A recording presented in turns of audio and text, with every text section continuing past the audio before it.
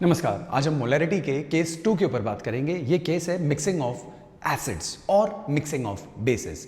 Acid और base को आपस में नहीं मिलाना, डिफरेंट एसिड्स को आपस में मिलाना है और ये बताना है कि हम एक पर्टिकुलर कंसंट्रेशन का एक पर्टिकुलर वॉल्यूम में अलग अलग एसिड्स को मिलाएं। फॉर एग्जांपल 3 एसिड हमारे पास हैं, उनकी कुछ मोलैरिटी है और उसमें से हम कुछ वॉल्यूम उसका उठा लें। फिर कोई दूसरा एसिड है, उसकी कुछ मोलैरिटी, उसका कुछ वॉल्यूम हम उठा लें और तीसरा एसिड जो है उसकी भी कुछ मोलैरिटी है और उसका भी हम कुछ वॉल्यूम उठा लें और इन तीनों एसिड्स को मिक्स कर दें।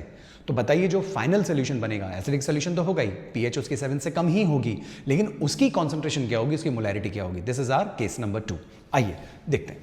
तो केस 2 जिसमें हम रखेंगे मिक्सिंग ऑफ एसिड्स और मिक्सिंग ऑफ बेसिस। कुछ भी आप ले सकते हैं, कोई फर्क नहीं पड़ने वाला है, पैटर्न सेम ही है। इसके लिए जो फॉर्मूला आपको रखना है याद, वो फॉर्मूला याद रखना है M1V1 M2V2 M3V3 and so on. जितने भी वो मिला रहे हैं उतना आप ले लेंगे। 3 तक ही पूछा जाता है बेसिकली एग्जाम में।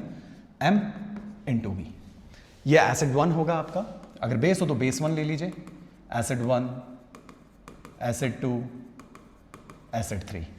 ये final molarity, final concentration and this is total volume, right. चलिए एक क्वेश्चन से इसको अप्रोच करते हैं, वहां से आपको कंसेप्ट जल्दी से क्लियर हो जाएगा। देखिए क्वेश्चन अगर हम फ्रेम करें और क्वेश्चन में हमसे कहा जाए कोई भी एसिड्स मिला लेते हैं, let's say 40 ml of 0.1 m HCl।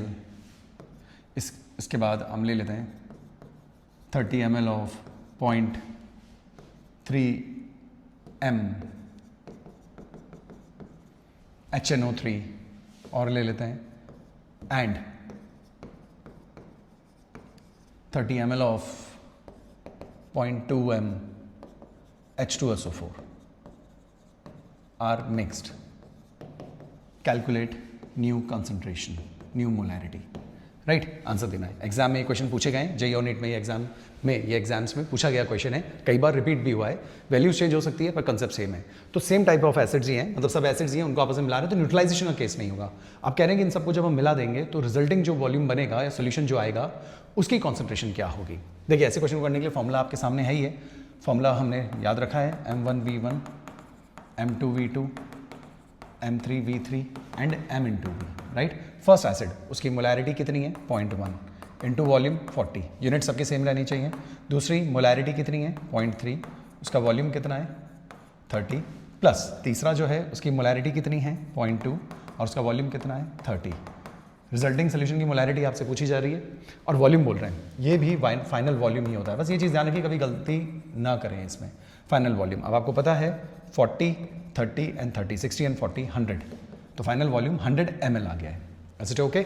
Now अब इससे हमें मोलैरिटी निकालनी है। देखिए मोलैरिटी कैसे निकलेगी, इसको सॉल्व कर लेते हैं। 0.1 कर दिया तो ये तो 40 इंटू 0.1 4 हो गया, प्लस 30 इंटू 0.3 9 हो गया और 0.2 इंटू 3 6 हो गया। Okay right. और यहाँ पे m और इंटू 100 है, 100 हम नीचे ले लेते हैं। टोटल कर लीजिए 9 and 6 15 and 4 19 by 100 is the molarity.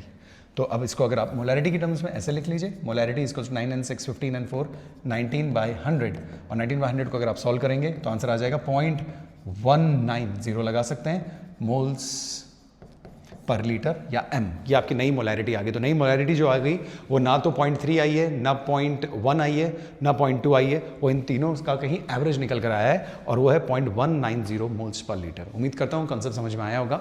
धन्यवाद।